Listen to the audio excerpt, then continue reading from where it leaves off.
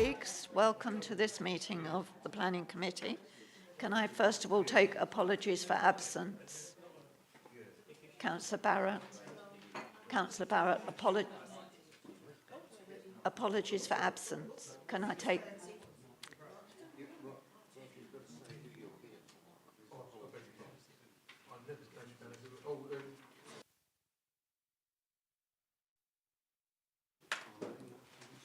I think everybody else is present. Can I sign the minutes of the meeting of the 8th of March and draw your attention to the supplementary agenda where you have two updates on 28 London Road and on Canal Road open space. I have no urgent matters save to advise members that the application for the avenue is withdrawn from this agenda at the applicant's request. So can I then take declarations? No declarations? No? Okay, thank you. So that takes us then to the planning application for the former pit at Roman Way, Strood, and this is going to be introduced by Jenny Hill, who is our consultant on this item. Thank you, Chairman. The application is for a new Lidl food store. The site is located to the southwest of Strood Town Centre at the corner of Roman Way and Cuxton Road, as shown on the plan outlined in red. The site comprises land which was previously used for landfill as Cuxton Pit number 2. There's limited planning history for the site. In 2021, a screening opinion for the proposed development confirmed that an environmental impact assessment was not required. The site is bounded by Roman Way to the northwest, northeast, apologies, Cuxton Road to the northwest, railway line to the south, and across the railway is Diggerland down here. Opposite site, across Roman Way, is light industrial development over here. To the north, there's a landscaped area here and a residential beyond. And to the south, there's the new residential development in Temple Waterfront to the southeast. And it's also shown on the aerial view of the site. The proposal is for a Lidl food store which has a gross area of 2,278 square metres and net sales area of 1,414 square metres. The proposed store will provide a limited discount offer intended to serve both the day-to-day top-up and main food shopping needs of local residents. Lidl offers a limited number of lines and significantly less than other mainstream retailers. I have got some more photos of the site as well to show. So this is the site from Roman Way towards the railway bridge, looking towards the roundabout, with the access to the site, the existing access shown here, and for the view from the other direction, looking towards the railway bridge, with the site access, and a closer image of the site access there. From Cuxton Road, there's a landscaped area that forms the northern boundary of the site, which is shown from both directions here. It's the corner of the roundabout, and with the site over this part of it.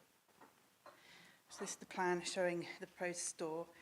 The building would have a monopitch roof, which rises from approximately 4.9 metres north side of the building to approximately 7 metres towards the south of the site.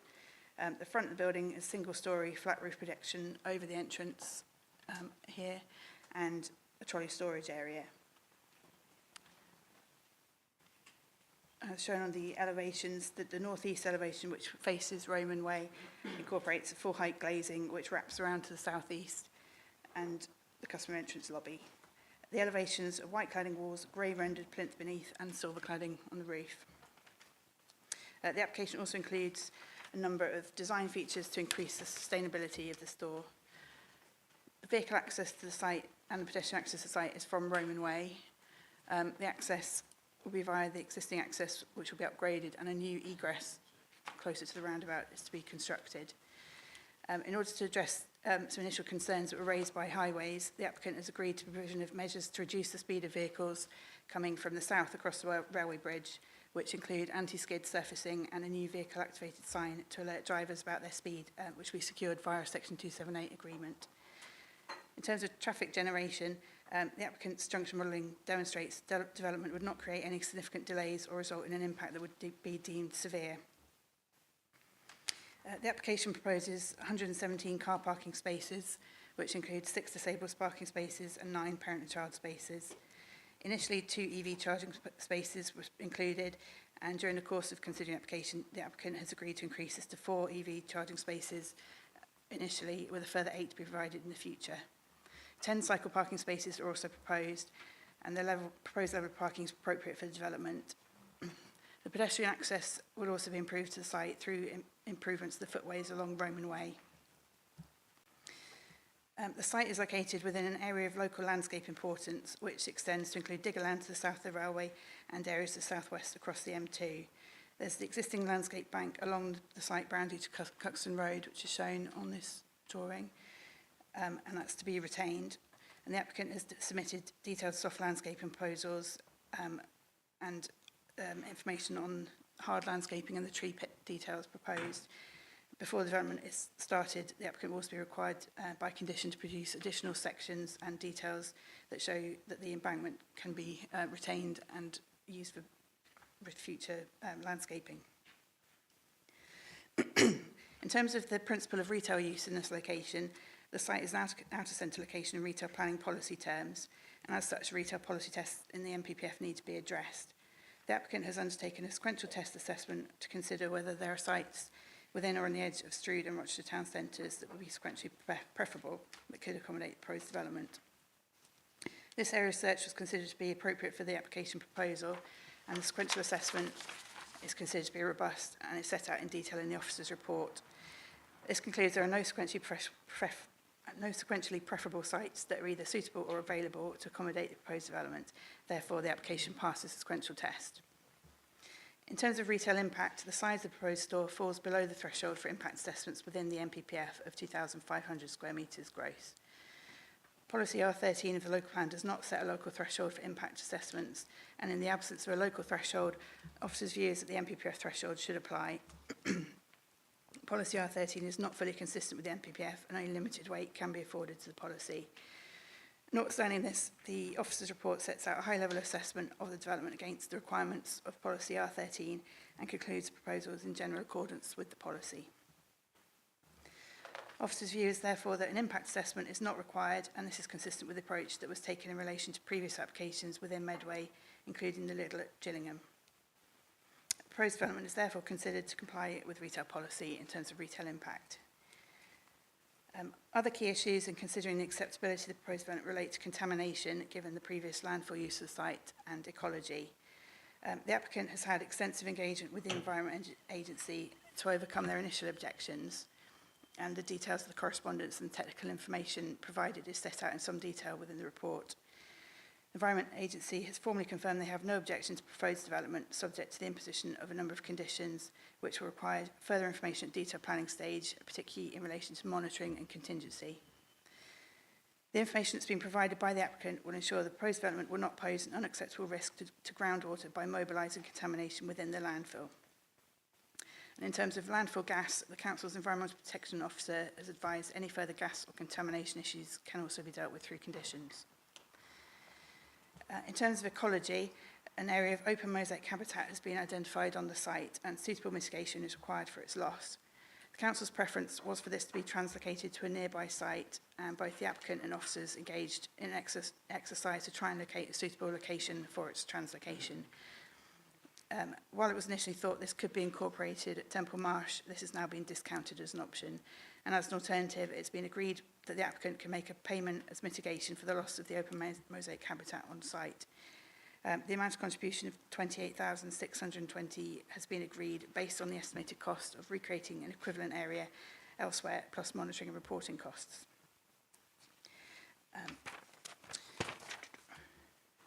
The reptile survey also confirmed there are common lizards and slow worms within the site, and a suitable reptile habitat will not be recreated on the site following development. Therefore, a condition is recommended that requires detailed reptile mitigation strategy to be submitted and approved. Taking all the matters into consideration, officers support the proposed development and recommend approval subject to the imposition of conditions and the legal agreement to secure the contribution towards the loss of open mosaic habitat. I'll draw members' attention to the supplementary agenda, which recommends an additional condition relating to climate change and corrections to references within other conditions. And in addition to this, I would like to request an amendment is made to condition 24, which relates to contamination matters, and insert a further bullet point under part 2 that refers specifically to landfill gas. Thank you. Thank you very much. Throw it open for debate, and I have Councillor Fern, Buckwell, Curry, Potter, and okay. Councillor Fern, yeah. Yep, thank you, Chair. Before I start, Jenny, just clarify one point. You said about further mitigation traffic-wise. Did you say there was going to be a roundabout at that entrance? No, there's no new roundabout proposed. Sorry, no, I just misheard what you said. You started saying about speed activation device, but I thought I heard you say roundabout. No, sorry, it was a new egress to the site. So the access is the existing access that's being used, and there's a new egress that's closer to the roundabout, the existing Cuxton Road roundabout, but Okay, not. fine. Okay, so while I will be supporting this application, I do have a few concerns, and obviously this time of year, we're speaking to people out on the street because there's an election coming up, and personally, I mean, I've heard a lot of different sides that it's going to put extra traffic onto the A228 and the Cuxton Road, but people are already shopping, aren't they? So they're already on the A228 and they're already going there. So I think that argument for me is not really there. But the concerns I have is coming up Roman Road. So as you come up onto the brow of that hill, and I think on page 6 of the report that you sent out today with the pictures, you can just about see it. And so access to that site. So will there be a restriction to turn right as you come off of the roundabout from Cuxton Road? Will there be a restriction to turn right? And you mentioned about the anti-slip service and speed indication device. So what are we going to do to try and slow that traffic down as we get to that point? Because that's my major concern, that there potentially is increased risk to accident because of where that site entrance is. Looking at the site itself, I mean, the site is a bit of an eyesore. You've got the gates, you've got all the graffiti, so obviously this is going to improve appearance, and in my view, I think that can only be good. Yeah, sorry, so measures are proposed that will include, so there's going to be anti-slip surfacing on the road to slow vehicles down coming over the brow of the hill, and also a sign with the speed, telling you what your speed is to try and get people down below 30 miles an hour. The right turn into the site is not being restricted. You will be able to turn right coming off the roundabout, but there's sufficient visibility as you're approaching the sites coming across Roman Way. Sorry, thank you for that. Is there anything we can do to perhaps sort of restrict the right turn there, Dave? I don't know if in terms of that highways issue, because for me that is a major concern. I am concerned. We're going to put this speed indication device, which is great. The anti-skid surface, again, brilliant. Really good sort of thing to sort of address these issues. But that right turn is a concern to me. Chairman, it's unfortunate that Melvin isn't here at the moment. But there was a lot of discussion between their highways team and our highways team about that very point, Councillor Fern, and whether a left in and left out would be preferable to what's now proposed. But to have a left in and left out would mean that the cars, as you see here, would have to go up Roman Way, over the top, down the hill, round the roundabout, back up, over the brow of the hill, back, and then left. And that causes probably more issues than having a right turn here. So that the highways officers then agreed that and felt that the measures that Jenny's articulated would be the most appropriate in terms of the access to the site. Sorry, just the last point, Chair. Sorry. So I just don't think we're addressing the issue that even though we are going to put the speed indication device and we're going to alert people to the speed that they're going to be travelling, I don't think we're addressing that issue that you get to the brow of that hill and you can't see where you're going, and cars do travel fast up there. I don't think we're addressing that issue by allowing a right turn.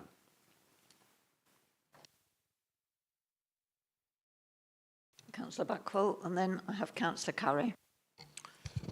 Thank you, Madam Chairman. Colleagues, I have to say this site is within my current ward and my good colleague Councillor Thorne as well.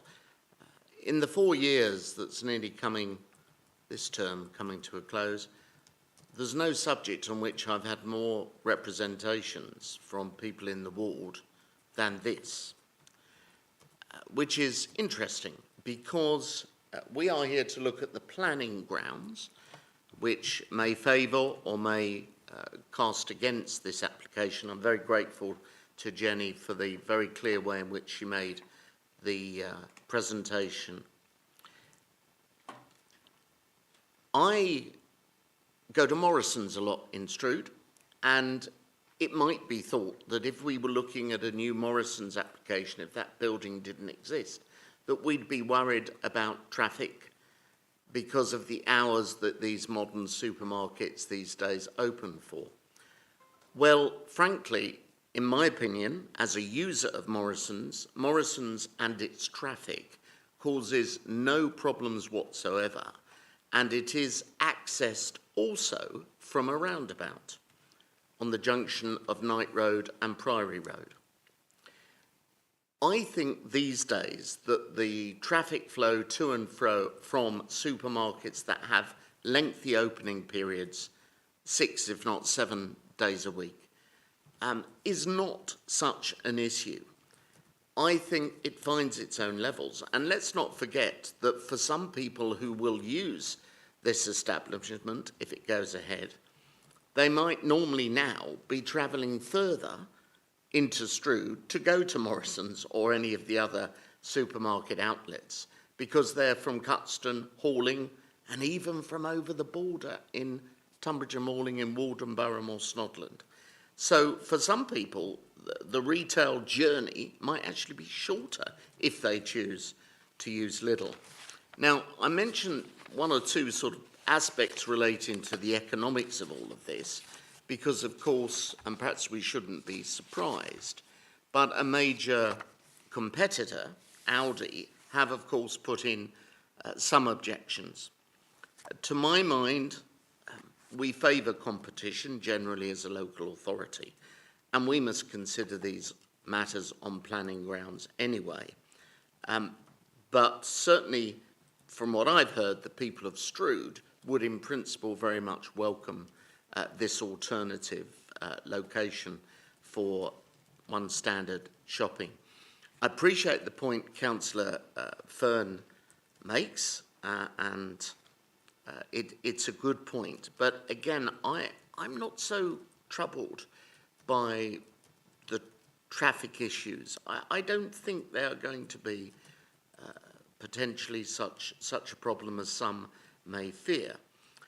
And of course, although we must take into account the pros and cons for every application because we are in a quasi-judicial role, I think it is relevant to weigh into that the views of residents in the locality. And I've only had one view from several dozen residents, which is favourable to having this choice of shopping.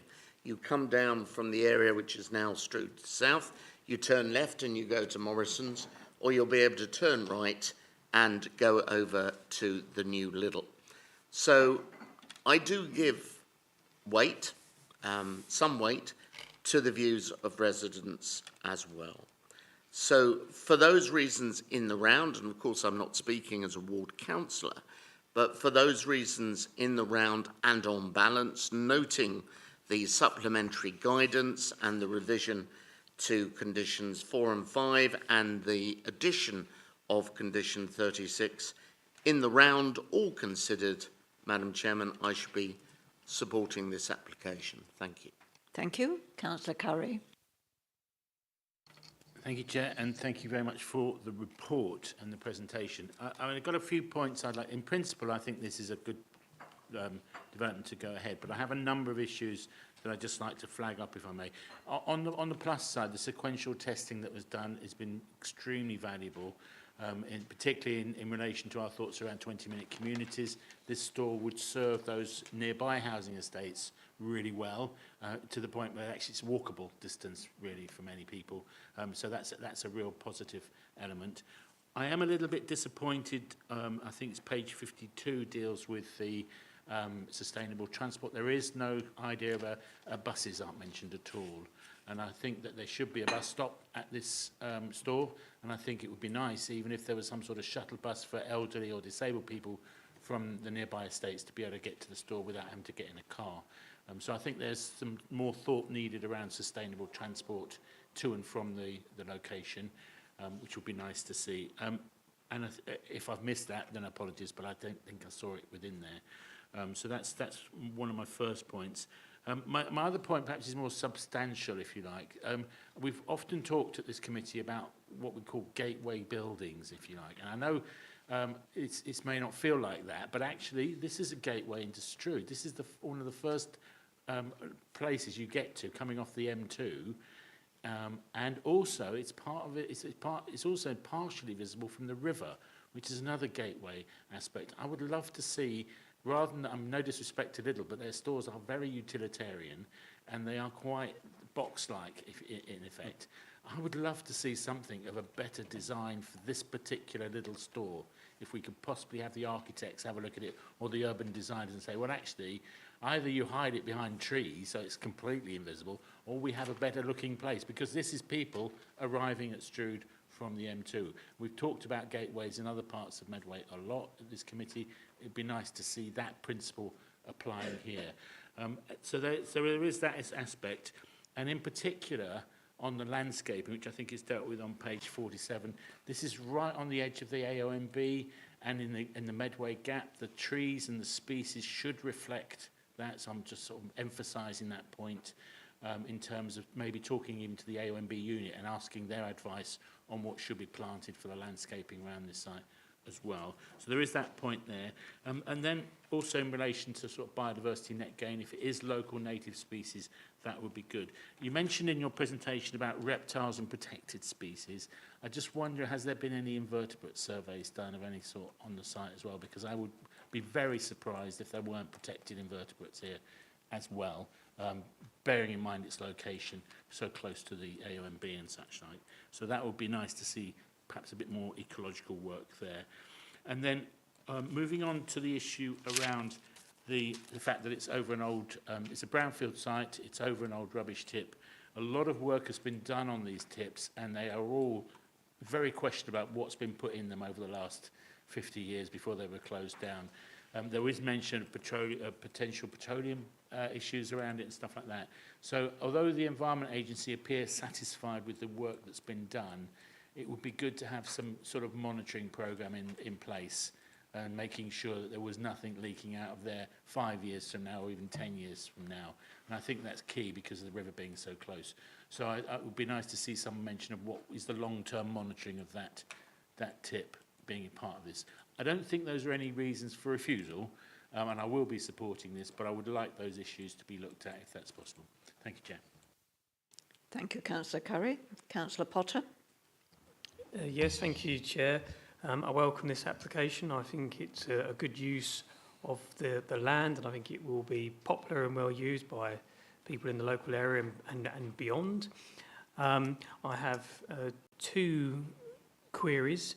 One is with regard to the issues we faced with the Lidl in Gillingham, where we had a number of objections and judicial reviews by ASDA, who were no doubt finding technicalities in the planning process to advance a commercial argument.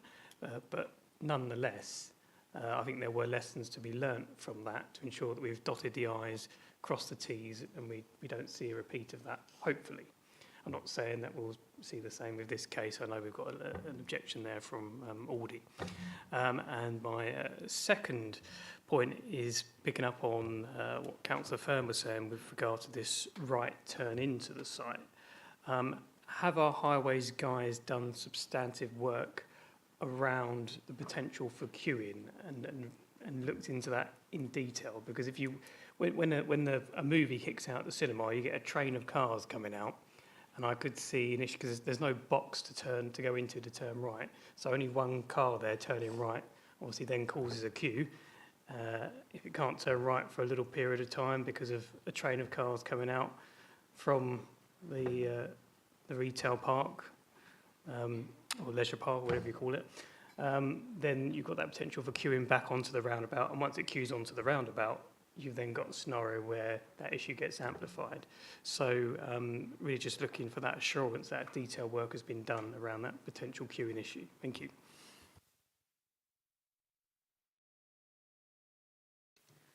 Councillor Hubbard.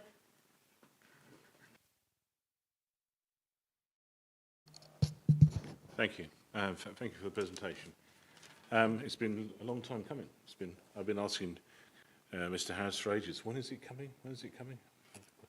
And by the way, I usually got a lot of correspondence from residents as well, and I wish Lidl could be employed as an agent for any of the political parties, because they're very good at getting a large amount of people to write on a subject. Some of them, at least not all the comments are exactly the same. They do vary, but there's a theme, put it that way. I don't have a problem with the store. I think it's on balance. It is going to be a good thing. It's required, as Councillor Curry mentioned. It would be able to serve the communities of Medway Gate and Temple Marsh. At the moment, they have to drive to go anywhere to get to a store. Yes, it's in walking distance, up a hill, but with the shopping, it's downhill, so maybe it's a lot easier. I agree that it's a gateway location. However, as you come over the M2, the gateway element is the opposite side of the road, and it's pretty poor. So what they're proposing is a building not of great architectural merit, but it's better than the opposite side of the road, which is containers and an MOT place, and it's not ideal at all. So we'll actually look to smarten up the area.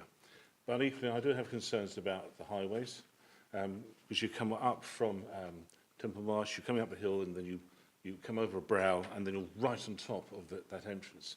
Now, if I remember correctly, when AG Services went forward with Digland, and it was going to be extended, we were talking about access to Digland had to be go down to the roundabout and come up the hill, and that never seemingly was ever happened, because there was limitation on it. We didn't design it in, so people do cross and go into Digland. So the concern is, as you come up to the roundabout, I'm sure that the design will be adequate, but I do have concerns about that. So it has my support. I have Councillor Tranter will be next, and then I have Councillor Hackwell and Councillor Crozer. So, thank you, Chair. I think some of my questions have been answered, but I similarly have a concern about that egress point, and I'm very disappointed that we don't have a highways expert here to be able to discuss that in more detail. And I'm almost pondering whether or not we need to defer to get more information about that. I'm also, I think that Councillor Curry's point about the building, I don't think we stand no chance of getting a different design building in my view, but I would be interested to have a little bit more detail, please, on the landscaping and the trees and the mitigation that's going to soften that building as that grows. Can you give me a little bit more detail on that, please? I'm one of those rare people that I go and do most of my shopping on bicycle. And can you show me, if I arrive on my bicycle, which way I come in and out, where I park my bicycle and where I put my shopping and so on? Because I think we're trying to encourage more people to, travel actively, and to do that, we've got to make it visible and simple and safe to do so. So if you could give, so that if there's any more can be said about the egress and the safety of that, that would be good. Because I'm not convinced, if I'm honest with you. And my intuition, I've learned to trust. And yeah, more in details on the landscaping and where people put their bikes. Yeah, just on this drawing here, this is the cycle parking here in front of the store. And show me the route in that the cyclist will take. So you would come in here and through across to that cycle pathways over here.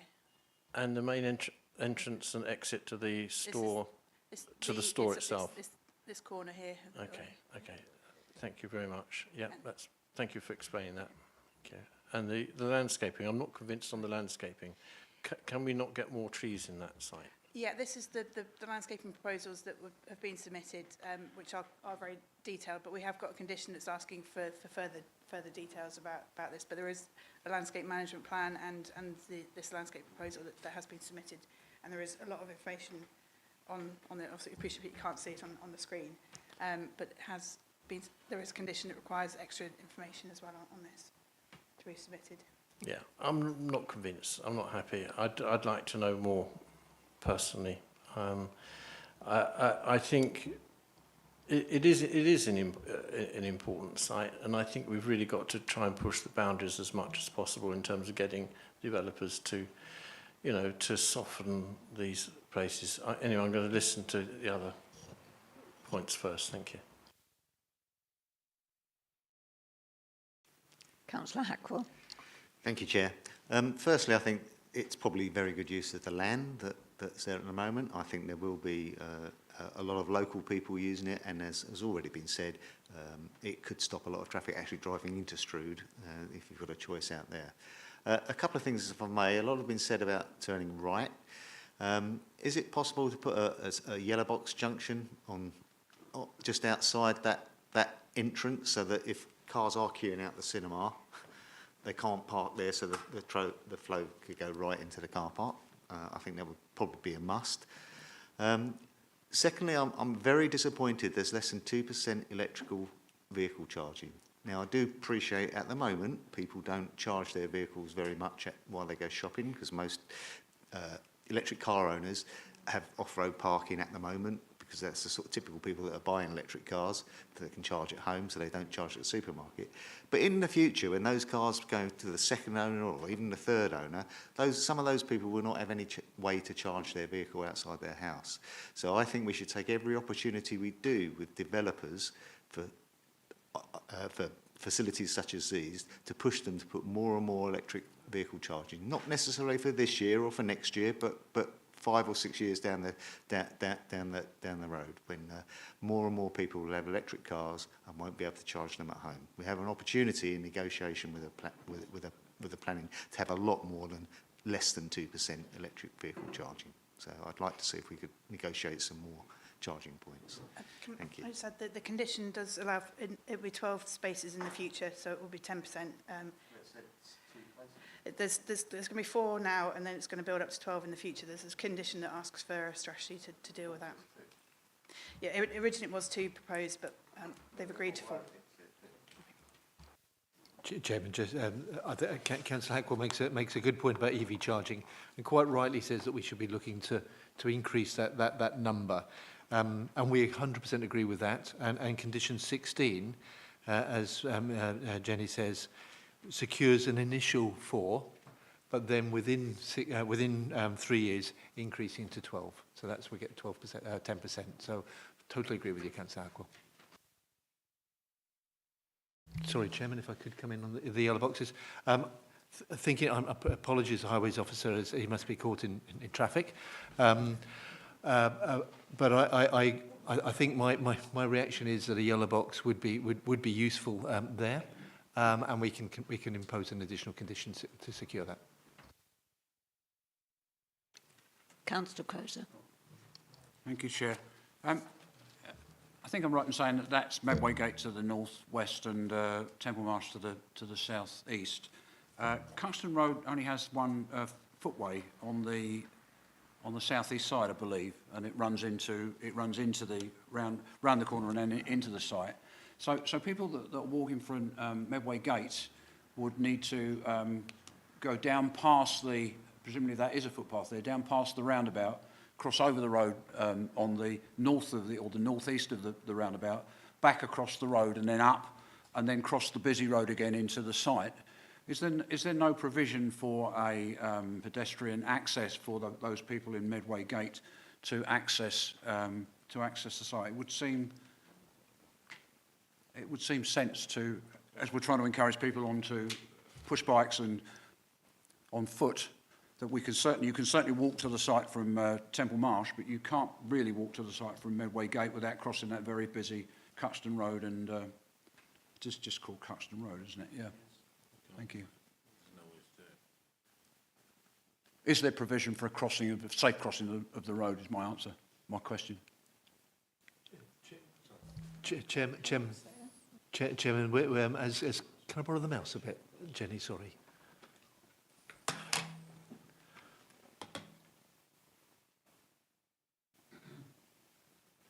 Yes, as Councillor Crozer says, if you're coming up from Medway Gate, you come up to this point here. The highways team have looked at whether it's you could then cross here and come across there, but felt that if I can get back to this application plan, apologies. But so you come up here rather than crossing there and going across here. You go round here, and you would cross at this point here, and then through into the site. Yeah, so you're crossing two very dangerous roads there. As you come off the motorway, the people are still travelling quite fast as they come down that very narrow section of Cuxton Road and hit the roundabout, and are looking it's very fast, I think, the roundabout, because it's quite well cambered as you go around there. So they've got to go down and then cross the where you come off of the roundabout to go into Strood. Cross that. There's no zebra crossing there or anything like that. Yes, there is. There is. Ah, okay, I didn't see that. But then they've still got to come back up and cross the road again, where you're talking about putting the anti-slip or whatever it is. I think it would be easier if they just crossed the one road, so they've only got one road to cross, so that they're back on the footpath when they've done it. I do understand the point, Councillor Crowe. All I would say is that it was looked by the highways team, okay. and as you say, the vehicles do come down here quite fast, yeah. And they're looking this way and they're looking right. So it was felt that wasn't a safe place to cross, and as Councillor Fern says, the safer place to cross was the existing crossing there.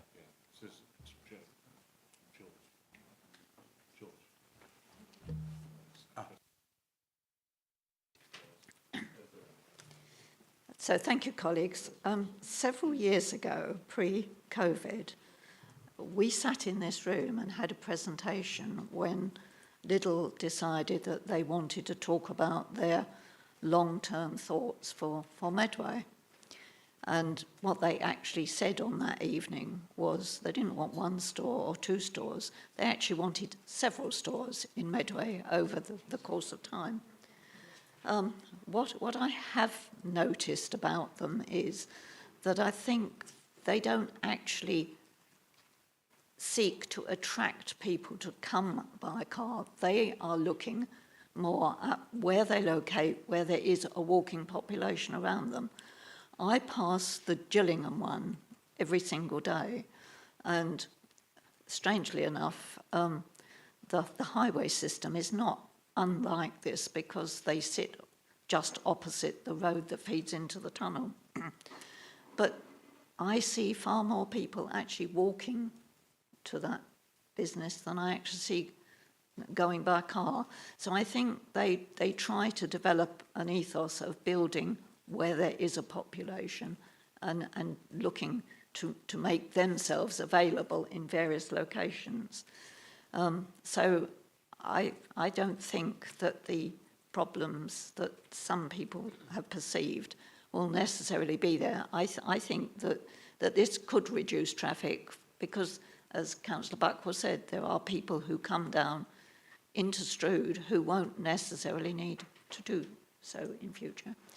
I don't have anything else to have. I don't have anybody else who's indicated, so I will move to the Vice Chairman. Yeah. Chairman, apologies. Could I just make one point, just in relation to contamination, and that's covered by condition 23 in the report. It is something which we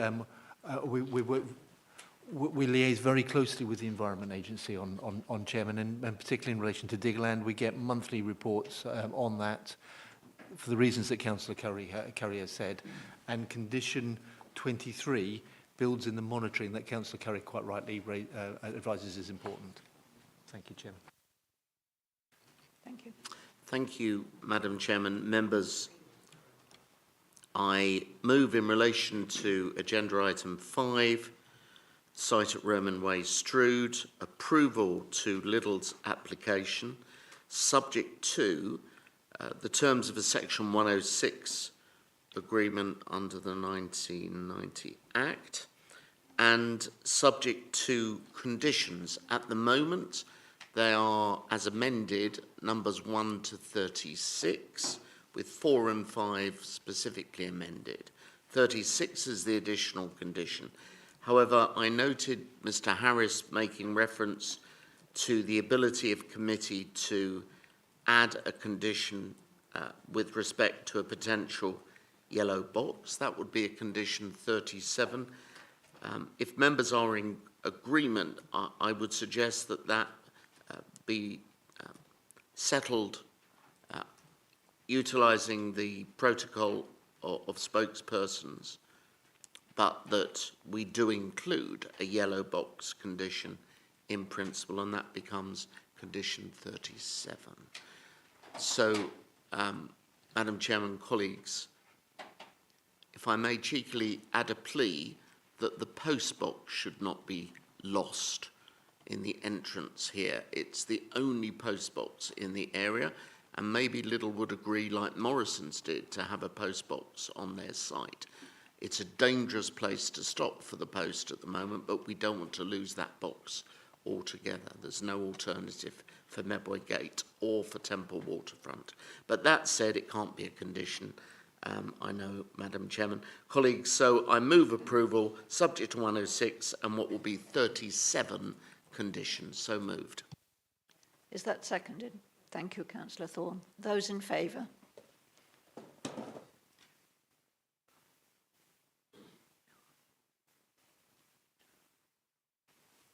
That's 15, Chairman. Thank you. The application for the former Cuxton Pit No. 2 Roman Way is approved. The next item, which is the Avenue Tennis Club, is deferred. So that then takes us on to, hang on a minute, where am I?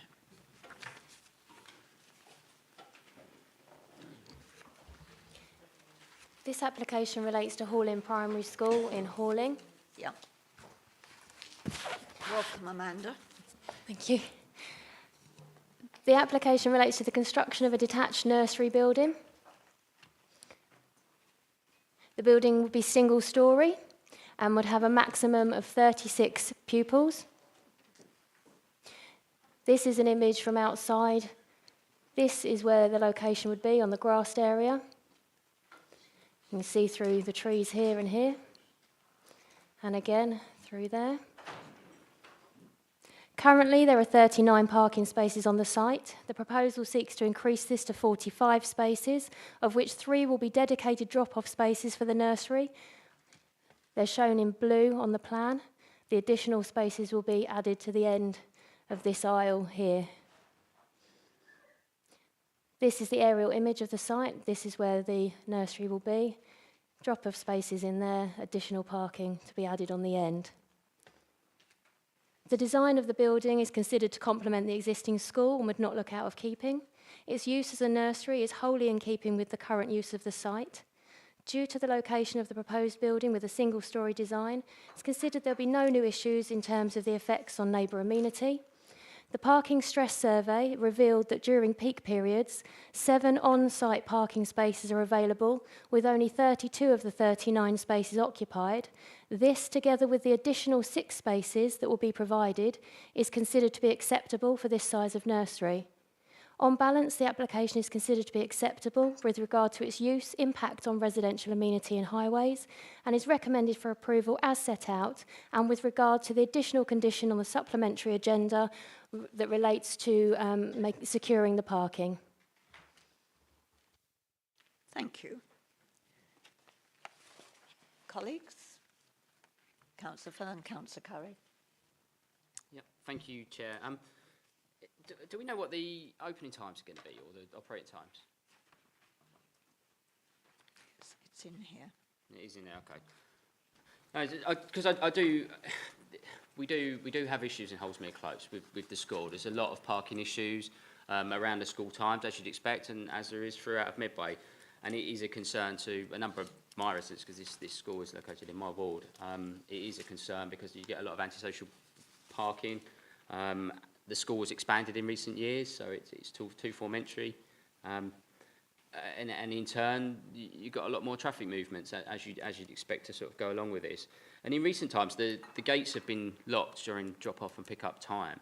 And you mentioned that adequate parking and drop-off spaces, and that's why I asked you about the times, and I should have...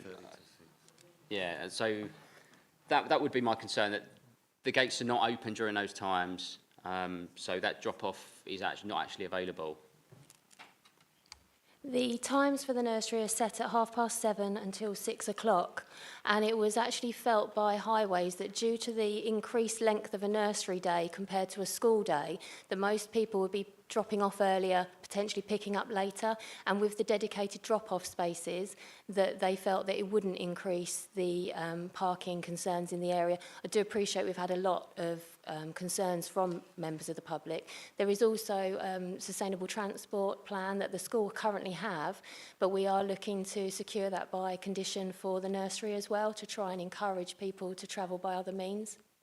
Great, thank you. So I will be supporting this, because I do think this gives the children a good opportunity to start at a much younger age and then have the transition into the primary school. So I will be supporting this, but that was my concern in terms of the traffic movements, the existing problem that's there, and the drop-off spaces.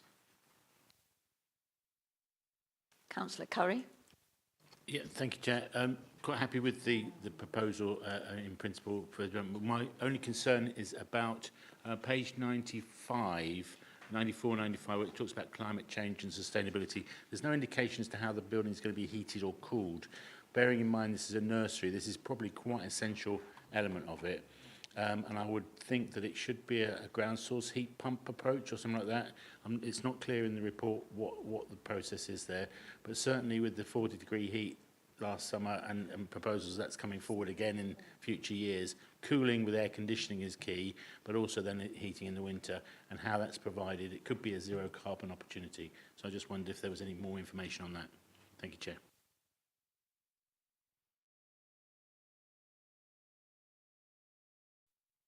Chairman, thank you. Thank you for that question, Councillor Curry. What we could do, just thinking this through, I mean, at the moment we've got some measures in terms of energy efficiency and climate change, and we're seeking to secure them through condition 10. Reflecting on now, just on the point that Councillor Curry is saying, maybe we should amend that condition to require further information in relation to climate change and energy efficiency, and see if we can push them a little bit further on that. So if that's okay, Chairman, to amend that condition 10. Yeah. Thank you, Chair. I'd just like to add that I'm very supportive of the application. I think nurseries on school sites work well. As Councillor Furness said, is that support for the transition into primary school, as well as the opportunity to link with the school in terms of resources. With regard to the highways concerns, in my experience with my little nephew, the nursery normally want them in before 8:30 because they give them breakfast.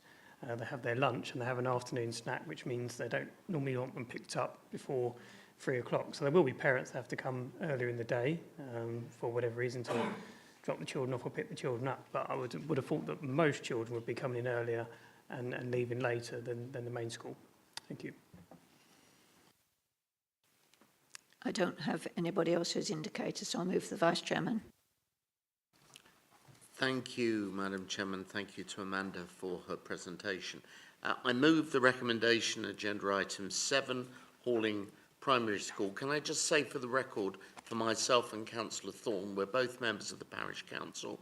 We never take part in a parish discussion of Medway referred applications. I don't think the parish made any submission, but if it did, we were not a part of that. Just say that for the record.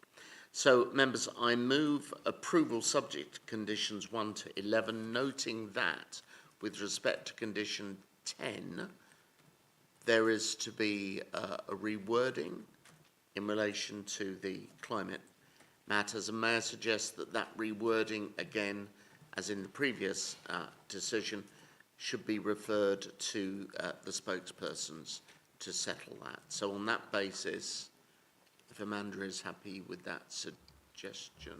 There was the additional condition on the supplementary, so there'd actually be the additional, it would be 12. Right. Thank you. Thank you, grateful. So it is the 12 conditions, subject to the variation we will settle, I suggest, in relation to condition 10. So moved. Thank you. Seconded, thank you. Those in favour?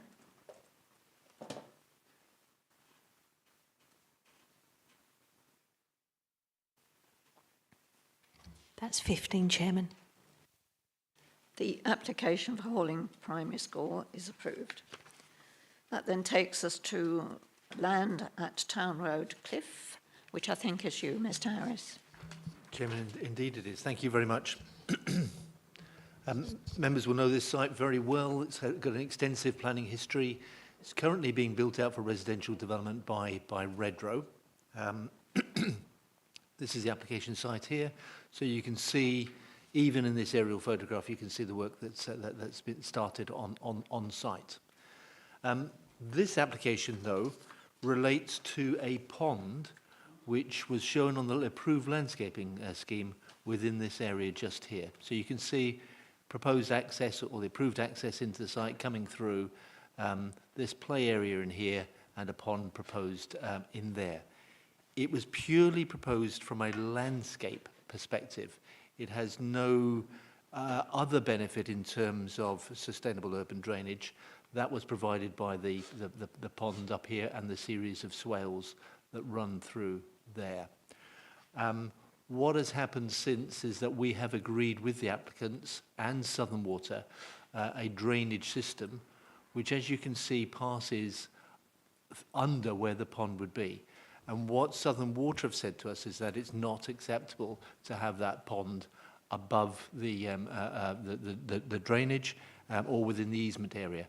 So what we've had to do with Redrow is re-look at the landscaping here, taking out the pond and replacing it with some orchard planting, which is shown just there. So no pond and replacement orchard planting in there. It doesn't impact on the amount of biodiversity net gain on site. With the orchard planting, with the other landscaping on site and the other measures, we've still got the 20% biodiversity net gain, which is above what we could even secure in November. What it does, though, is it's slightly different in terms of ecology, because pond life would attract a certain wildlife species, while an orchard would be something slightly different. However, recognising that we can't have the pond there, but that there are swales and we will have the suds as well, there still will be ability on site to get that sort of wildlife that would be associated with pond life somewhere on the site. So, Chairman, we're recommending approval to the amended landscaping scheme. You'll see that we are, because this is what we call a Section 73 application, we have to reimpose those conditions which still need to be complied with. And hence, you'll see we go through to condition 4. And subject to that, Chairman, recommend approval. Thank you. Thank you, Chair. I'm not a great fan of these ponds anyway, especially with toddlers around. I've been to new housing estates, not in Medway, where the residents have actually erected fences around them because they're worried about their young children wandering out the garden and into these ponds. So I'm more than happy that we get rid of this pond and put an orchard there. So thank you. I don't have anybody else who's indicated. So I'll move to the Vice Chairman. Thank you, Madam Chairman. Agenda item 8, the Redrow Homes site at Town Road, Cliffe Woods. I move approval subject to conditions 1 to 4. Those in favour?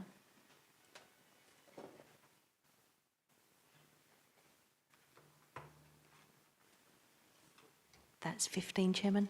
Thank you. The application for land at Town Road Cliffe is approved. That then takes us to 188 Featherby Road. And in this case, Councillor Brown has asked if she can address the committee. Do you agree? Agree. Thank you. Amanda.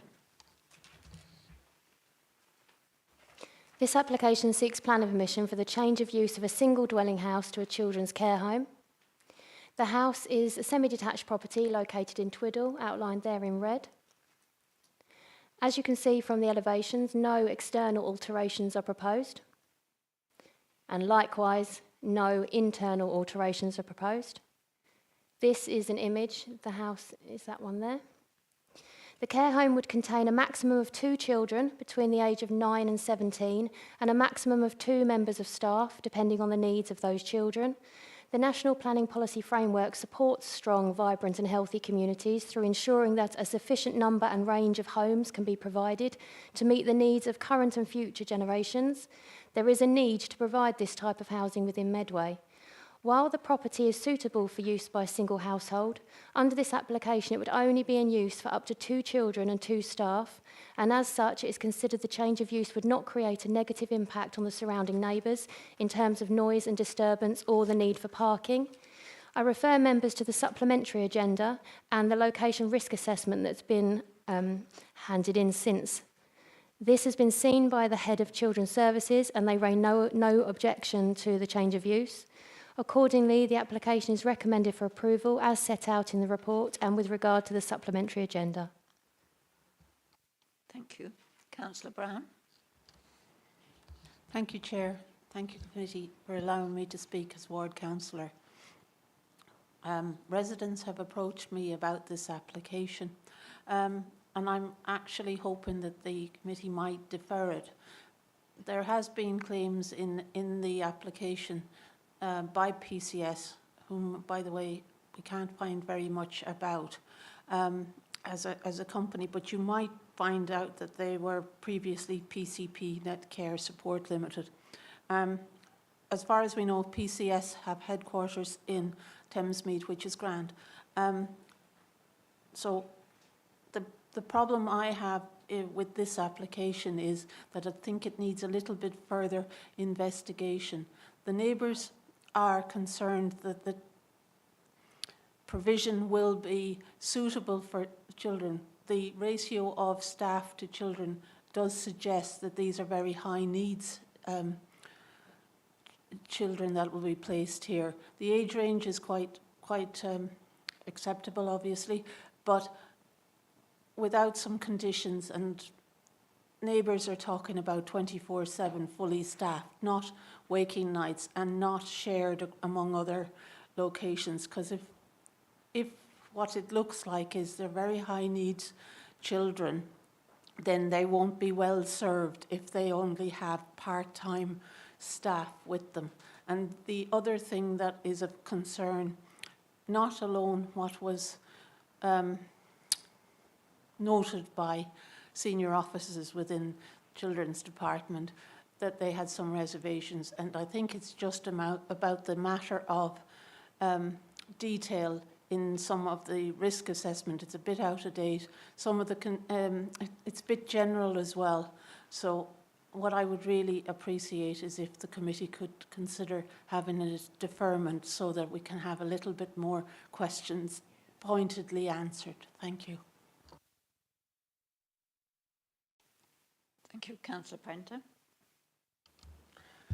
Thank you. I agree with the ward councillor that I believe this application needs to be deferred for more information, and I'll come to some of them points in a minute. The head of children's commissioning didn't even know about this until it was raised by the ward councillor, which is a bit worrying. They only offered the risk assessment when asked by the head of children's services commissioning. And then we get the report. The report was done in November. We're now in April. A risk assessment should be relevant at the time of its publication. This isn't. Any of the conditions will not be looked at again until in the risk assessment until November 2024. So if any of the mitigations aren't working, that's not looked at again until 2024, which I don't find acceptable. And when it talks about, in the risk assessment, about local amenities, it shows a picture of a shop that's in Watling, which is not in Twiddle, which is over, nearly a mile away. It doesn't highlight the McDonald's 24-hour fast food restaurant, which suffers from high levels of antisocial behaviour. And these sites are seen as centres of sexual exploitation and gang culture, etc. That isn't highlighted in the plan.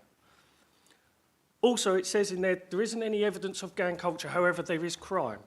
And we will have to ascertain whether any of these crimes have come from gang culture.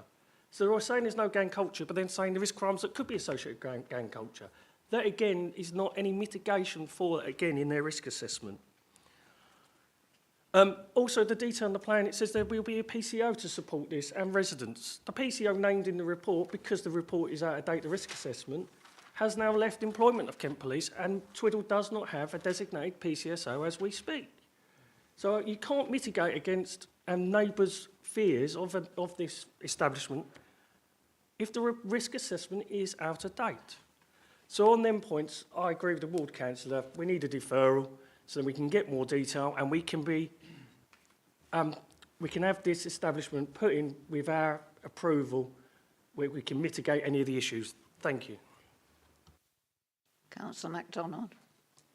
Yeah, thank you, Chair.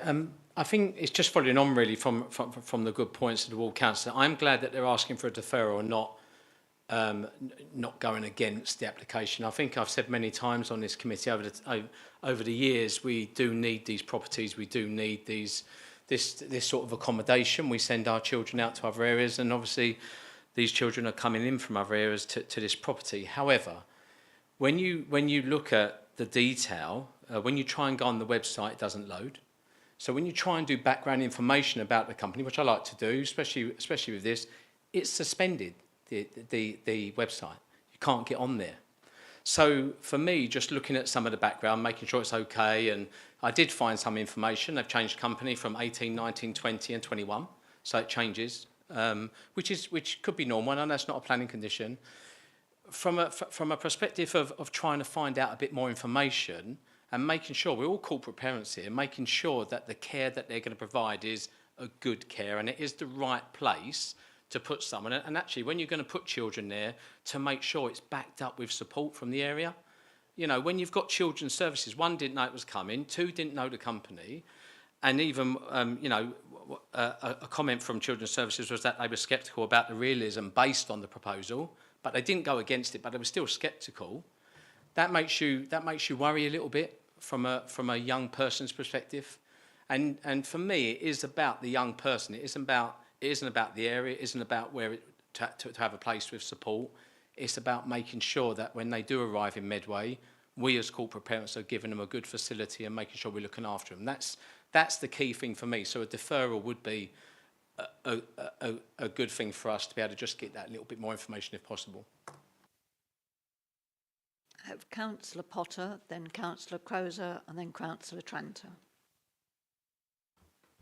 Yeah, thank you, Chair. Well, very valid concerns that have been raised by the ward councillor and Councillor Parento, who I know is the ward councillor, but sits here today as a member of the committee, and Councillor MacDonald. What I'm looking for clarity on here, for you, Chair, is perhaps if Mr Harris could explain to the committee what we are consenting to tonight, which I understand to be the principle of a children's home here and any physical alterations associated with that, and what aspects, although genuine concerns, would come under Children's Commissioning or the regulator rather than this committee. So I'm looking for that clarity as to the decision that we are making tonight. Thank you.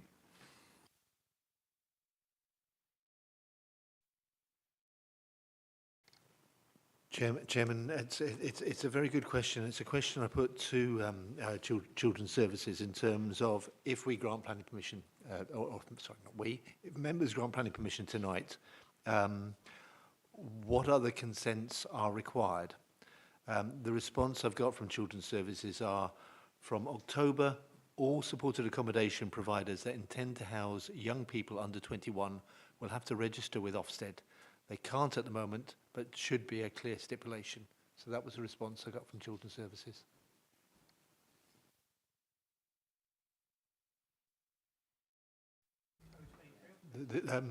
I read that as this October coming.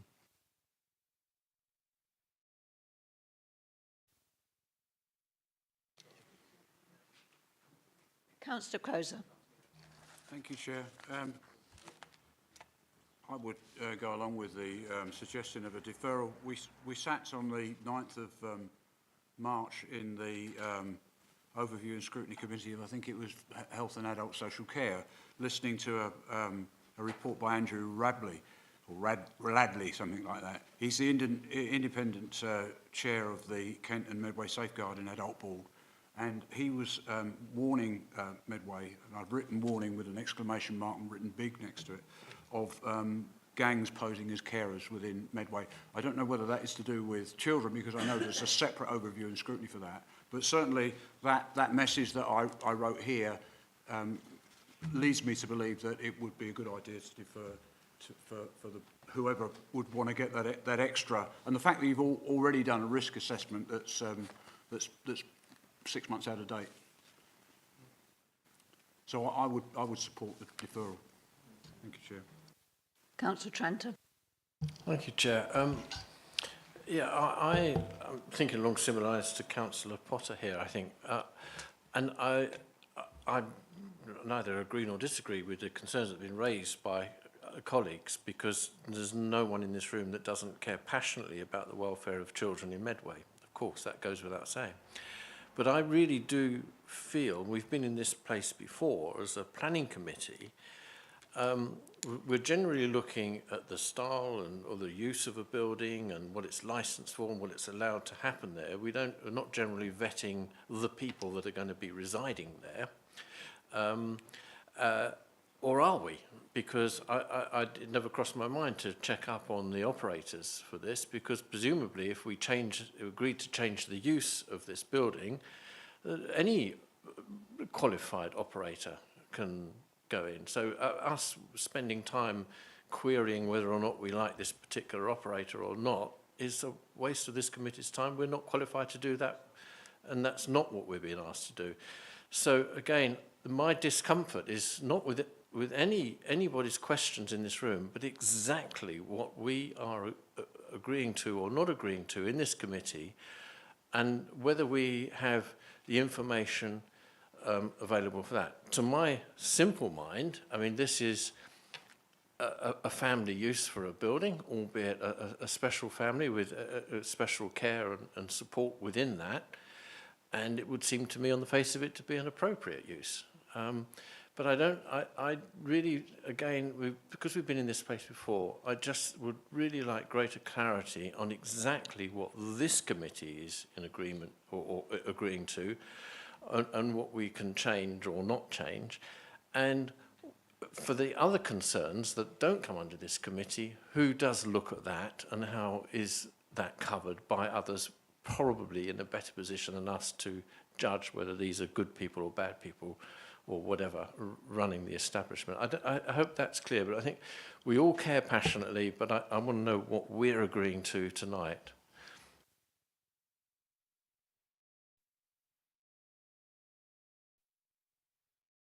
Councillor Curry. Thank you, Chair, and thank you for the report. I mean, I'm agreeing with colleagues here about this idea of a deferral. I mean, we cannot escape the fact that we are corporate parents within the council, and irrespective of what this committee decides from its judicial, semi-judicial position in respect of every application looked at, we have that in our heads all the time, and we have to be absolutely sure that our decisions are not only sound from a planning legal perspective, but also from a council's corporate parent perspective. I don't think we can escape the two. They are linked, and we've had this discussion before. I'm slightly confused here. I'm reading the supplementary report, and it very clearly says this development, not one that has been made aware of, been contacted by the provider. It's slightly unclear about the wording there, but the ward councillor made it very clear that we weren't aware of this until she'd raised it with our our children's services. It then goes on to say, we are unsure of the home's proposed size and statement of purpose. We would also expect to see a locality risk assessment. So there's some doubts thrown in there about size and purpose, so we don't have sufficient information. And then looking at this locality risk assessment, on page 10 and 11 of the locality risk assessment, it talks in detail about what the things is, but there's no liaison with the council over the purpose and function in terms of the risk assessment. Page 13 goes on to say, and I'll just go to that directly, it's about risks identified by the police. Well, we don't know if the police have been consulted on this, actually. So the risks identified by the police are generic risks, as the report says. They listen and talk to the community, blah, blah, blah. Their priorities are then set out by the local community and they work with residents. So that's what the police do. Well, we know that. They're not telling us anything we don't know, but they don't tell us that they've actually identified anything by the police. And then it says they can be contacted via online, email or phone as part of the policing, and then it stops. The box isn't even finished. So this risk assessment's got some question marks about whether it's an adequate one or not. And then it goes on to page 14 about liaising with the local authority, and yet it hasn't liaised with the local authority. So this work on the risk assessment has not taken place. And then finally, just going on to the section on the bottom of page 14, it says, are children and young people able to access local secondary health services? And then there's a list of generic contacts which could have been downloaded from any website in the country, just listing a whole load of sort of nationally available helplines. So honestly, this risk assessment I don't think is fit for purpose. I'm no expert, but I would certainly like to hear the expert view of the children's services on the value of this risk assessment. And not only that, they are saying they're unsure of the home's proposed size and statement of purpose. I think that's sufficient grounds to ask this to go back and be deferred, and we'll come back and have a look at it again on planning grounds. Thank you, Chair. Councillor MacDonald. Thank you, Chair. I don't disagree with Councillor Tranter. I think, I don't normally check the owners, and the reason I checked it was because of the emails that had come back from Children's Services saying they didn't know this was coming, they hadn't been approached. That was why I wanted to check it. That was the reason. And we have had other applications where people have a real passion, especially around this committee, that will look back at biodiversity reports from 50 years ago of areas. And I'm not into that. I look at and you are right, I'm looking at the facility. That's what I'm looking at. And all I'm saying is, and I am, colleagues will say, I'm passionate about having these facilities. We need them in Medway. We desperately need them. But I don't know enough, especially from that outdated risk assessment. I don't know enough about whether it is the perfect place to have it. That's what it's not about whether the owner's any good or whether whether they've got their offset or whatever. It is about, I don't know enough because it's not clear from the risk assessment and what's been put down. That's my problem, and that's why I am supporting a deferral. Whether I was supporting to be against would have been a different matter, but I'm supporting just for a deferral. Thank you, Chair. I'll just make a point to Councillor Tranter that we are here to discuss the planning issues around this, but you are actually asking us to assess the risk as well. This is in front of us. We're here to look at this, and I don't think some of us are satisfied with it, so I think it should go to deferral. But the point I'm making is we do consider the risk because you're asking us to, so we must consider the risk. Thank you, Chair. Thank you, Chair. I am a little bit confused, and I've always been a little bit confused about the C3 to the C2, less than 6 people. I was under the impression that you actually don't need planning permission to have a children's home if you've got less than 6 children in it, as long as the staff are adequately trained. So I am a little. So I'd like some clarification, if you could, on the C3 to C2, because I know that we had a discussion about a similar property in my own ward, which I argued shouldn't be turned into a children's home, and everybody else in the committee actually approved it. So we have been here before, and in lots of our different wards, and there's always a problem in someone's ward with the issue. But as Councillor MacDonald said, we are in desperate need in Medway for these sort of facilities. So if you could just explain the C3 to C2 with less than 6 people, I'd appreciate it.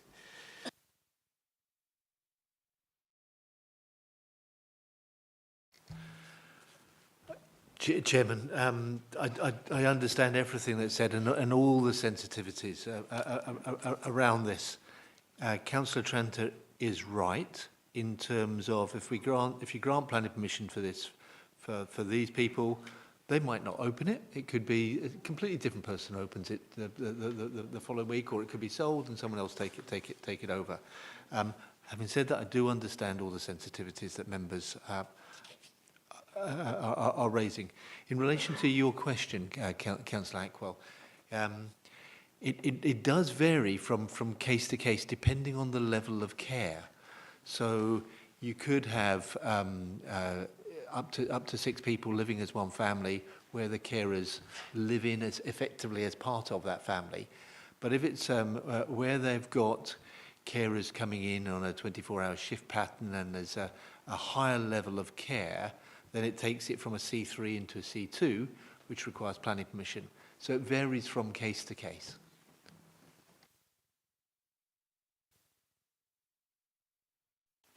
I don't know. Councillor Curry.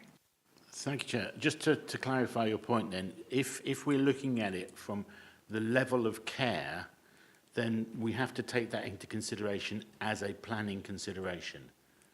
Just wanted to clarify, because that's what we're doing here. We're looking at the risk assessment, we're looking at the statement from Children's Services. We're not comfortable about this, and it's about the care that's going to be provided, and level of care is a planning consideration. Thank you.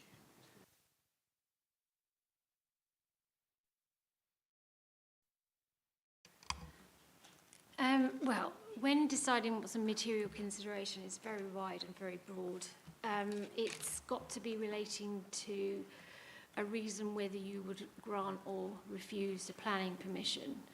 The level of care in this instance is usually to do with the amount of carers that are on site, whether they're actually residential with them, or whether they're on shift patterns, or whether there's only going to be 1 or 2 on call, depending.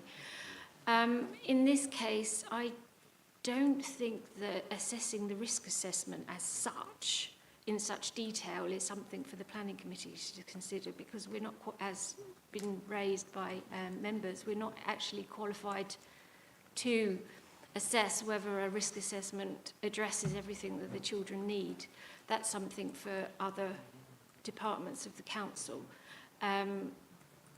We, as planning committee, are not acting as corporate parents as such, although the interests of the child would be, in this case, because we're considering it as a care home, it would be arguable that it is a material consideration. So we want to be sure that it's a suitable property, it's in a suitable area, that the facilities that are needed are provided to take care of those children, and those sorts of factors that are factors to, I would say, are material considerations rather than the actual applicant and the actual detail of any risk assessment, because I should imagine that's something that social services would want to see more detail of when they allocate children to those places. But as a planning consideration, I wouldn't say the risk assessment is something for us to deal with. We could perhaps, I don't even know whether we could condition it, I wouldn't have thought, to ensure that, because we're going into the remit of tying hands of social services. I hope that clarifies it anyway. Right. Councillor Croser, Councillor Curry, Councillor MacDonald. Croser. Thank you, Chair. The risk assessment isn't about the people, it's about whether the property is suitable. And we don't think it's the risk around the area, isn't it? It's not the risk of the people coming in. It could be anybody, as Mr. Harris has said. So surely you're asking us to, you've given us the risk assessment. We don't think the risk assessment around the property, around the planning for the property, is adequate. No, that is a consideration, yes. But as far as saying that they've assessed the level of risk properly, we don't know who is actually going to be going into this property. But as you say, they've got to have assessed what could be material for us is that we're looking at the location and whether it's the best location for this use, rather than looking at it from whether, you know, what children are going to actually go in there. But that is absolutely our responsibility. Yeah. To assess that risk. To assess the risk and this is what, in the this locality. is what we've got. We don't Right. feel the detail in this assessment for the risk of the suitability. No, but it's the lines have been. It's whether the lines have been a bit blurred. So, you know, we can look at the risk assessment in terms of planning terms, but not in terms of whether they're adequate to look after the children, because that's something for social services. That's a different department. This is whether the property, the risk around the property is suitable. And we don't think that that's what, well, certainly that's what I don't think. Yeah. No, that's fine. Yeah. Thank you, Chair, and thank you for that really helpful clarification there. So my issue then is we're not asking for the application to be refused, because, I mean, Councillor Hackwell made it very clear there is a strong need for this in the area. So that's not the issue, it's about refusal. It's about whether we feel we've got enough information to make a sound decision. And I'll just backtrack from the risk assessment to the previous statement from the Head of Children's Services, which says, we are unsure of the home's proposed size and statement of purpose. I think that's sufficient grounds, therefore, to defer until we have better information to make a sound decision. Thank you, Chair. Chair, it's only a quick one for legal. I mean, obviously, we're looking at the location risk assessment here. We don't know, like you say, who's going in there. So that isn't what, but the location, which I started originally, the location risk assessment, and as Councillor Prentice said, is out of date. Because, you know, and I'm not saying that the policing isn't better, or I'm not saying it's even better because there's no PCSOs. I'm not saying that. What I'm saying is, 6 months ago, it's the policing and and there is, you know, we can consider that as not being correct. There's many items on that risk assessment that are not current anymore. So we would look at that I'm not looking at the care, I'm looking at the area that this place is going to be, making sure that there is support there for that young person, which I said originally. Am I correct in that? Yeah, looking at it from a perspective of the area and location is one of the factors you have to put.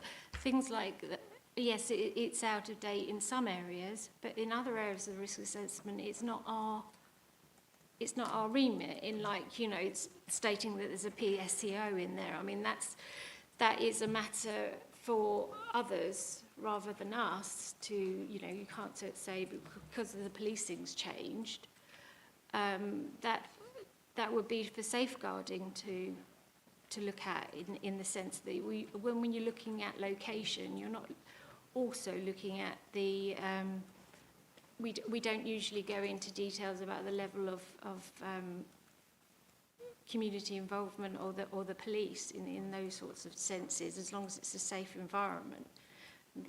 The number of people that actually are on the beat around that area is not our consideration, if you understand. There's a slight distinction between whether it's safe and whether there's adequate levels of policing, if you know what I mean. It's just slight distinction. But yes, there are planning reasons to say it is out of date for the basis that we're not satisfied that there's enough safety issues addressed by the applicant. But going into details is not our remit, if that makes it a bit clearer. Councillor Tranter. Thank you, Chair. Yeah, this is a really hard one, isn't it? If this is deferred and it comes back to us, I'm not sure what... I mean, I don't have a problem with it being deferred, but if it was, I'm not sure what new planning information there would be that would change anything. I mean, I just need to know exactly what new information we will get from a planning perspective, because all the safeguards have to be surely with social services, the things that we're concerned about, and our care for children, that is with them, and that it's for them to be checking the quality of the operators and everything around that. We're just looking at the use of the building. And in terms of the use of the building, I don't know what other new information might come back. So if we're going to defer it, I'd like to know what new information we will get from a planning perspective that is likely to change the decision of this committee. And that's not because I dismiss any of the concerns from anyone at all. but it's just making sure that we've got those boundary lines very clear. Thank you. Thank you. Listening to Councillor Prenter and Councillor Crozier fills me with horror when they're talking about gang culture, drugs and all this sort of thing. I actually grew up partially on the Twiddle estate. I now have a business there. I don't see this gang culture. I don't see this drug issue. It's almost being suggested that this is not a nice place for people to come to. These are 2 children who need care. We've got many children within Medway who need care provision. I accept that people have spoken to Councillor Brown. There are no actual objections to support this in the written agenda. I can't understand why people find it so difficult that when there are children who need a home and they need care, that they don't want them next door to them. This is a very small number. They're children between the age of 9 and 17. Well, it leaves me speechless, because at the end of the day, our remit is this property suitable for this use? As our legal officer has said, there are other sections who look at other issues relating to these properties. Councillor MacDonald, and then I shall go to vote. Thank you, Chair. I mean, you know, no one here is talking down the area, but we're also looking out for the 2 individuals that are coming here, and they could be coming from a gang. They could be witnesses. This is a 2-person intense support that they're asking for here, with possible 2 carers, 2 individuals, so they're not low needs. So we just don't know. It's making sure they've got a safe area and making sure it's safe for them in case they are, and we're not here to decide, as legal said, where they're in protection or what. It's not about that. It's making sure they're coming to a safe area, which, as you said, the councillors have said it's safe.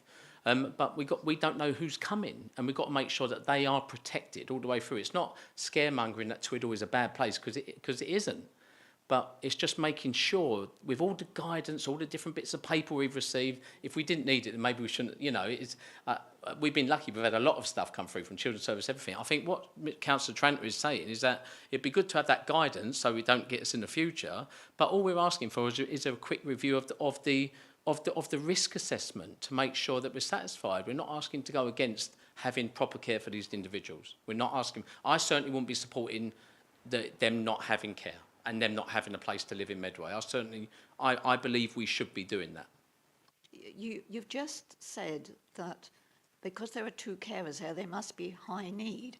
How could you have 2 young people there without having carers there? It doesn't necessarily suggest, it doesn't tell you what their disabilities or whatever might be. It is 2 children who need care. I have nobody else who's indicated, so I'll go to the Vice Chairman. Thank you, Madam Chairman. Agenda item 9, 188 Featherby Road in Gillingham. I move the recommendation, that is one of approval, subject to conditions numbered 1 to 5. So moved. Apologies, Chair, but I'm very confused now. I thought we were looking at a deferral, not approval or refusal. And that seems to be the consensus in the room. So I'm a little bit confused as to why we're going to... We made it very clear. None of us want to refuse this application. We were just uncomfortable with the information that we had to make a sound decision. And then suddenly we're being asked to make a decision on refusal or approval. I'd like to move deferral then, please. You didn't move I'd like to do it now, Chair. You asked for one, but you didn't move it, and I've just moved to the Vice Chairman. Excuse me, can I just have some clarification here, please, about whether I'm allowed to move a deferral or not? Up until the point where the Vice Chairman moved the recommendation, you could have moved a deferral, but the first motion has to be voted on first. If you don't approve the recommendation, then you can either refuse or defer. Okay, thank you for the clarification. I appreciate that. So it has been duly moved. Those in favour of the recommendation. Sorry, but what's the point of me coming here to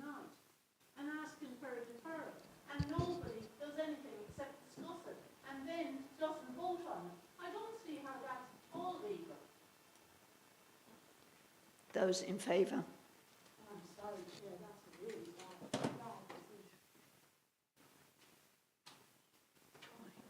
Those to the contrary? That's 9, Chairman. The application,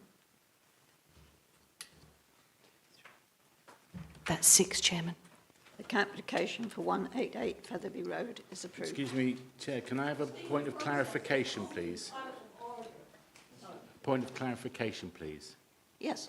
I'd like to ask the legal officer, how can we challenge the decision that's just been made on the grounds that I feel it was an unfair decision? Because I was just heard from the legal officer who said quite clearly that if we were to reject the application, we would have a chance for deferral. But we haven't had any chance for deferral at all. And I'm really confused as to why, because I got the consensus from the room that deferral was what we were going for.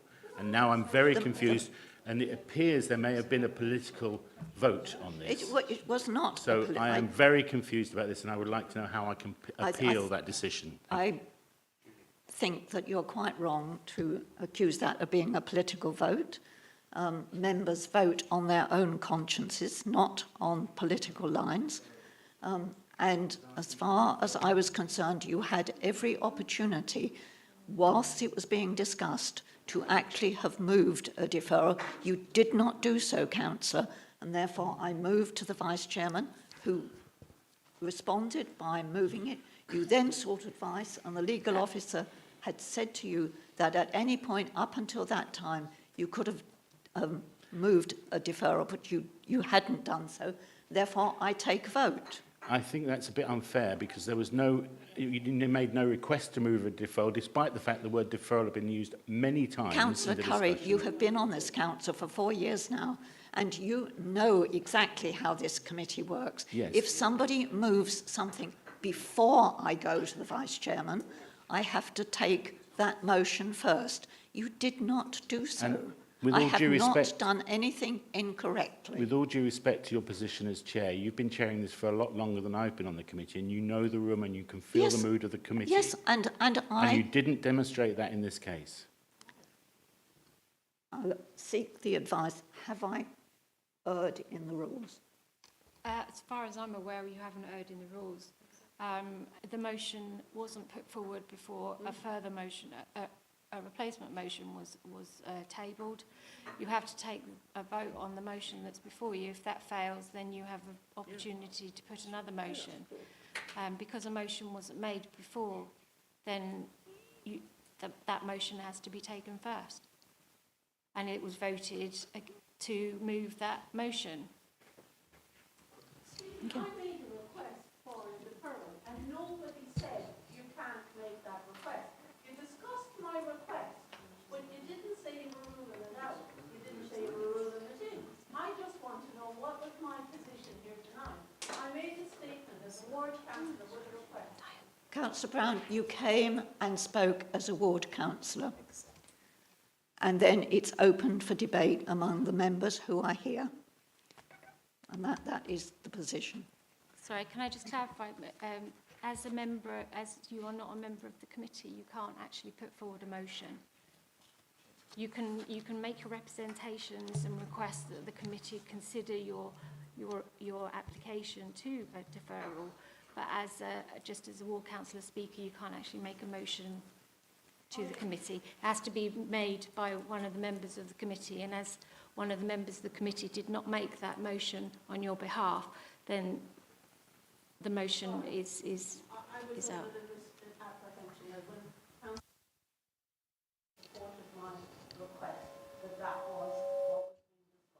I'm very sorry if I've upset people, but this has been a really emotional evening because the whole procedure was missed out. And it's a procedural thing, and I'm not making any political statements here.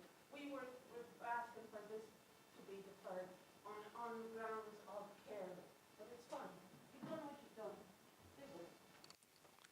Madam Chairman, with all due respects to colleagues, I can remember, particularly when we were at George's Centre, more than one occasion when Councillor Hubbard moved during the discussion that a matter should be deferred.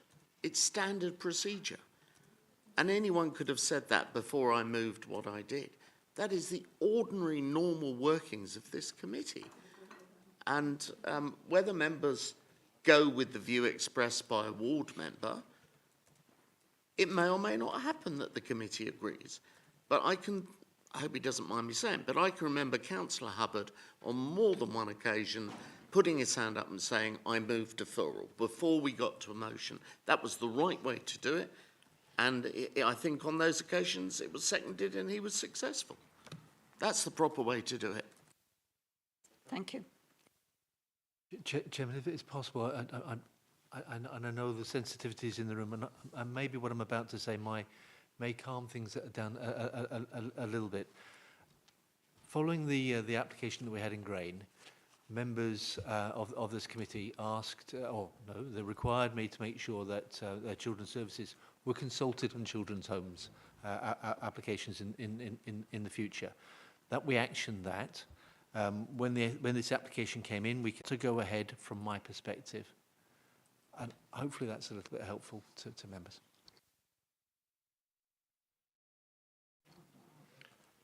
Okay, as I've been mentioned by the Vice Chair, I hereby give notice that if, by all the various means of happening over the next few weeks and a month or so, if I become the chair of this committee, and my group has the majority, and as the largest group, as chair, I will be taking, not just waiting for a member to move referral, I will be asking, do you wish to have move a referral, and we'll go for that, so we can have a proper vote. What you've done tonight, Chair, is a nonsense. I know you followed the rules, but I give notice that I will be chairing in a different way. Councillor Hubbard, if I had thought that this was a balanced issue, I would have actually said to my colleague sitting here, do you think it would be better to withdraw this or to defer this? I didn't do so because I had more speakers who had spoken in support of the application than against it, and that was why I decided to go to the vote. Having said that, what you do in due course is entirely a matter for you. Councillor Mac. Chair.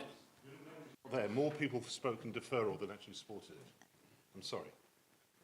Councillor MacDonald. Chair, I know that the decision's been made, but I understand Councillor Curry's frustration. Dave, we're not debating the application. That is what I read out James's response when he said he wasn't sure about the reality of the realism of the proposal, and that's why I said that, just to seek more information. But then we've had different information, which isn't wrong information, by the way, from the legal, which leaves us all a bit confused, I suppose, of what we do look at for this application and what we don't look at for this application. So maybe it's a learning curve for us all going forward. But, Chair, what I will say, in all the years we've done it, especially your years as well, in all the years we've done it, we've sensed and we've supported and we've sensed the feeling in the room, okay?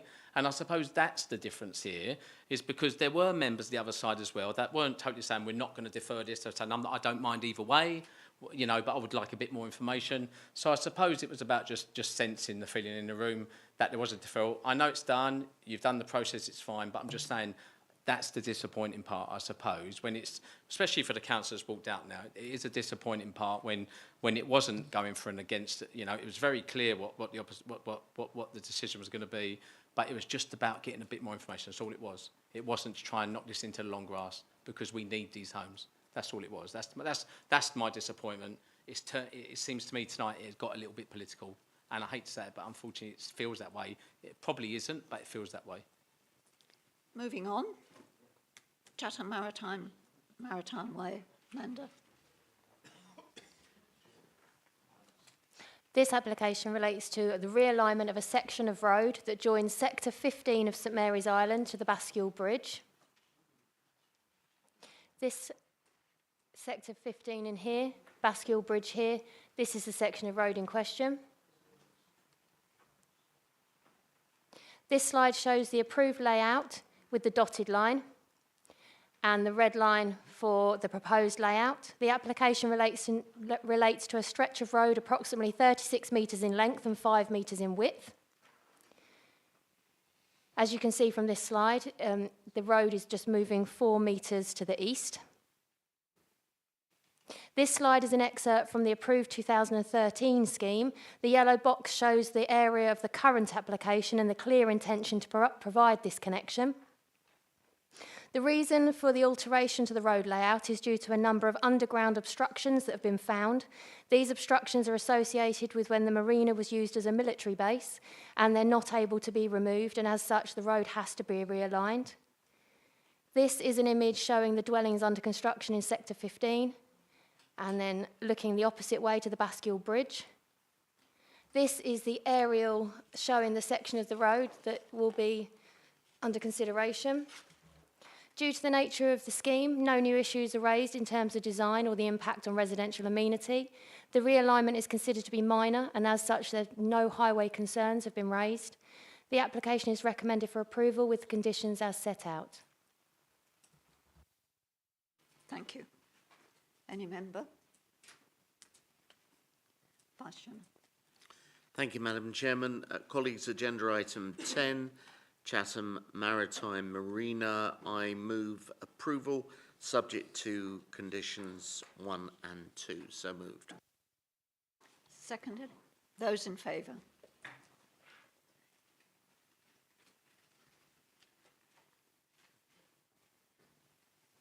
That's 15, Chairman. Thank you. That application at Chatham Maritime Marina is approved. That concludes the business.